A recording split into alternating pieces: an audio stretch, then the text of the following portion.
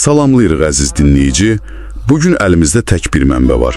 Amma inanın, bütün bir tarixi başayaq çevirməyə çalışan bir mənbədir. Söhbət bir poemadan gedir.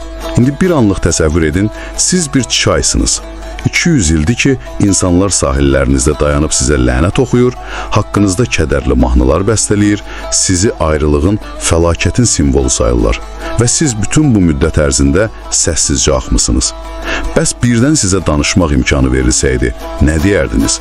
Bax, bugün dərindən təhlil edəcəyimiz mövzu məhz budur.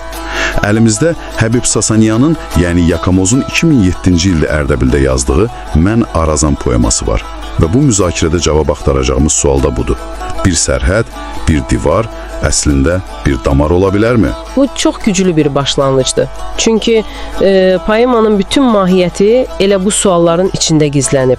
Arazın niyə bu qədər mənfi bir simvol olduğunu anlamaq üçün cəmi bir neçə anlığa o 19-cu əsrə qayıtmalıyıq. Gülüstan və Türkmənçay müqavilələri. Bu iki sənəd Azərbaycan torpaqlarını Rusiya və İran imperiyaları arasında rəsmən böldü və Araz çayını da sərhəd xəttinə çevirdi. O gündən bəri Araz adı həsrətlə, gözyaşı ilə bir çəkilib. Xalq musiqisində, bayatlarda o qovuşmağa mane olan amansız bir güc olub. Bu poema isə sanki 2 əsrlik bir ittihamnaməyə qarşı yazılmış bir müdafiə nitqidir. Müəllif də deyir ki, sonradan anlamışam ki, bu qatil çay obrazı bəlkə də xalqın enerjisini səhv yerə yönəltmək üçündür. Yəni, diqqəti əsl səbəbkarlardan yayındırmaq üçün düşünülmüş bir fitnədir. Ona görə də o, qeyri-adi bir addım atır. Özü Araz olur və onun dilindən danışır. Gəlin elə buradan başlayaq. Poema birbaşa müəllifin uşaqlıq yaddaşı ilə açılır. O, hamımızın eşitdiyi tanış ağlarla, qarqışlarla. Araz birbaşa ittiham olunur. Amma bu dəfə fərqli olan odur ki, ittiham olunan tərəf cavab verir. Həm də necə cavab? Poemadan birbaşa sitat gətirmək istəyirəm. Deyir ki, mən ayrılıq salmamışam, heç vaxt qılınc olmamışam, çoğul sayaq mən araya dolmamışam. Bilirsiniz, bu misraları oxuyanda adamın tükləri biz-biz olur. Sanki əsrlərdir səssiz qalan bir varlıq partlayır və deyir ki, bəsdir. Məhz elədir. Və burada istifadə olunan ədəbi priyom, yəni o personifikasiya, canlandırma, sadəcə bədii bir element deyil, bu bütün arqumentin çəkisini dəyişən bir strategiyadır. Yəni müəllif quru bir məqalə yazıb deyə bilərdi ki, Arazı günahlandırmaq səhvdir. Amma heç bir təsiri olmazdı yəqin ki. Heç olmazdı. Bunun əvəzinə o, bizə haqsız yerə ləkələnmiş bir ananın fəryadını dinlədir. Biz artıq siyasi bir problemi müzakirə etmirik, birbaşa ittiham olunanın özünü dinləyirik. Və bu ana obrazı təsadüfi deyil. Çay özünü necə təqdim edir? Ayıran, öldürən yox, həyat verən kimi. Bəli, bu həyat verici ana obrazı çox güclüdür. Çay deyir ki, mən ayırmamışam. Əksinə, can olmuşam bu torpağa. Anadolu dağlarından başlayıb Xəzərə qədər axaraq bütün bu coğrafiyanı suvardığını xatırladır. Xüsusilə Muğan düzünün adını çəkir. Ora can verib qızıl torpaq yaratdığını deyir. Və sonra o heyrətamiz ifadəni işlədir. Özünü Türk elinin şah damarı adlandırır. Bu inanılmaz bir çevrilişdir. Sərhəd xətti kimi damqalanan bir çay indi deyir ki, mən sərhəd deyiləm. Mən bu bədənin qanını daşıyan əsas damaram. Tam olaraq. Və bu sadəcə politik bir bənzətmə deyil, bu geopolitik bir reallığa edilən bir iddiadır. Çay deyir ki, mənim suyum üçün o tay və bu tay yoxdur. Mən axanda sərhəd tanımıram, eyni torpağı suvarıram, eyni insanlara həyat verirəm. Bəli, bununla da müəllif ənənəvi təsəvvürə meydan oxuyur. Bəlkə də bölünmə coğrafi deyil, bəlkə insanların beynindədir. Çayın özü təbii olaraq birləşdirici bir elementdir, onu süni şəkildə sərhədə çevirən isə siyasətdir. Bax, bu poemada o süni sərhədi beyinlərdə dağıtmağa çalışır. Və poema ümumi danışmaqla kifayətlənmir. Çox konkret, demək olar ki, hər kəsin bildiyi bir rəvayətə birbaşa zərbə indirir. Çayın bu sözləri birbaşa o rəvayətə cavabdır. Mən Səmədi boğmamışam, Səməd mənim öz balamdır. Kim görübdür öz balasını boğsun ana? Bu çox cəsarətli və emosional bir addımdır. Amma məni düşündürən sual budur. Niyə məhz bu mif bu qədər güclü olub? Yəni, Niyə bir xalq öz sevimli şairinin bu lənətli çay tərəfindən udulduğu hekayəsinə bu qədər inanmaq istəyib? Çox vacib bir məqama toxundun. Məncə bu rəvayətin gücü onun faciəviliyində və simvolizmindədir.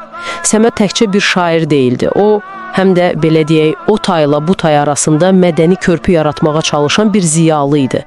Belə bir simvolik fiqurun məhz ayrılıq simvolu olan Arazda boğulması rəvayəti, bu əslində xalqın öz faciəsini ifadə etməsi üçün mükəmməl bir metafora idi. Elədir, yəni baxın bizim ən dəyərli övladımızı belə bu çaya aldı əlimizdən demək kimi bir şey. Elədir. Bu, əslində, bu sərhəd bizim hər şeyimizi alır deməyin poetik bir forması idi. Kədərli bir təsəlli.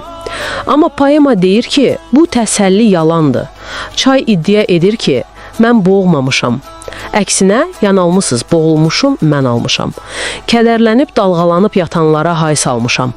Yəni, mənim dalğalarım ölüm deyil, oyanış çağrışıdır.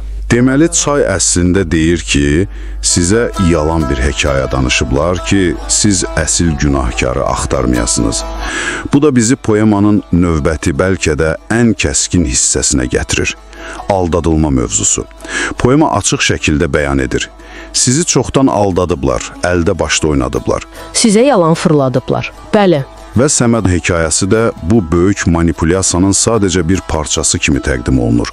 Sanki çay deyir, məni bir canavar kimi göstərdilər ki, siz əsl canavarları görməyəsiniz. Bəli, və bu bizi çox fundamental bir suala gətirir. Bu, qatil çay rəvayətindən kimlər faydalanır? Poemanın məntiqi ilə düşünsək, cavab aydındır. Xalqın birliyindən qorxan, onların enerjisini bir-birinə və ya təbiətə qarşı yönəltməkdə maraqlı olan qüvvələr. İnsanlar bir çaya lənət oxuyanda, onlar bu bölünməni yaradan siyasi iradəni sorğulamırlar. Müqavilələri, imperiyaları, Arazı günahlandırmaq əslində çarəsizliklə barışmaqdır, status quo-nu qəbul etməkdir. Poema isə məhz bu barışığı pozmağa çağırır və bu nöqtədən sonra poemanın tonu tamamilə dəyişir.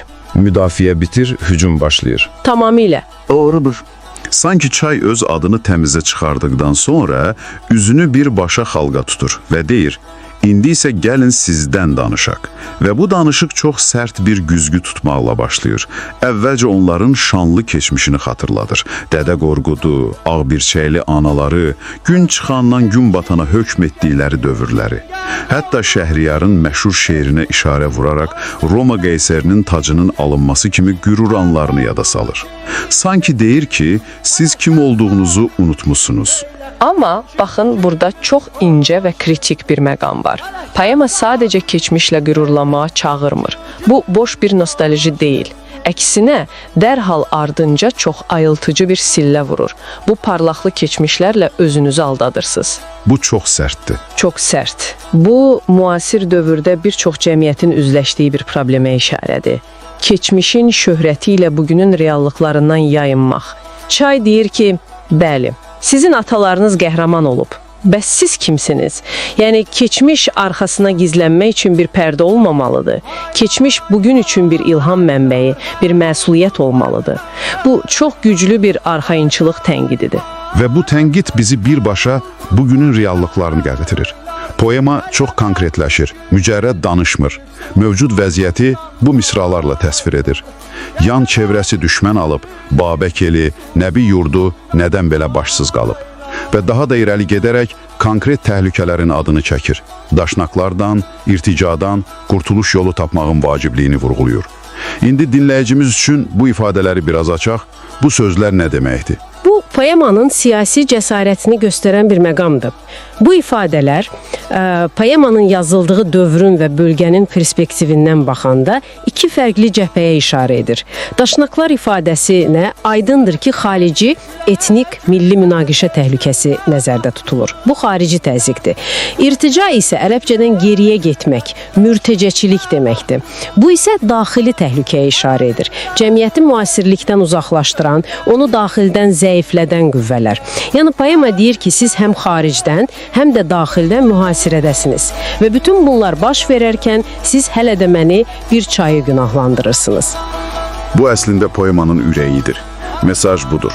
Diqqətinizi əsl problemlərə yönəldin. Məhz Və təbii ki, bu qədər ağır bir diaqnoz qoyduqdan sonra poema bir çıxış yolu, bir resept də təklif edir. Bu resept isə birlik və hər kəsin fərdi məsuliyyətidir. Poema yenidən tarixə müraciət edir, amma bu dəfə öyünmək üçün yox, nümunə götürmək üçün. Və sadaladığı adlar çox maraqlıdır. Babək, Nəbi, Qoç Koroğlu kimi klassik kişi qəhrəmanları ilə yanaşı Həcər, Saray, Nigar xanım, Zeynəb Paşa kimi qadın müqavimət simvollarının da adını çəkir. Bu məni heyrətləndirir. Bu seçim niyə bu qədər vacibdir? Bu son dərəcə şuurlu bir seçimdir əlbəttə. Bu, mübarizənin yalnız kişilərin işi olmadığını vurğulamaq üçün bir manifestdir və hər bir ad bir simvoldur. Babək, yadelli işğalına qarşı mübarizədir. Nəbi, sosial ədalətsizliyə qarşı üsyandır. Həcər və Nigar öz həyat yoldaşları ilə çiyin-çiyinə vuruşan döyüşçü qadınlardır. Zeynəb Paşa isə o, kişilərin geri çəkildiyi bir zamanda qadınları təşkilatlandırıb üsyan edən bir liderdir. Poema demək istəyir ki, sizin damarlarınızda bu müxtəlif müqavimət formalarının hamısının kodu var. Sizin probleminiz gücsüzlük deyil, yaddaşsızlıqdır.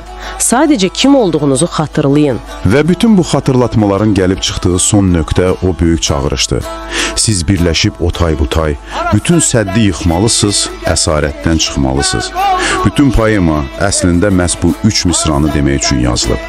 Bütün əvvəlki argumentlər, miflərin dağıdılması, hamısı bu kulminasiya anını zəmin hazırlayır. Mütləq və poemanın sonu məncə sadəcə dahiyanədir.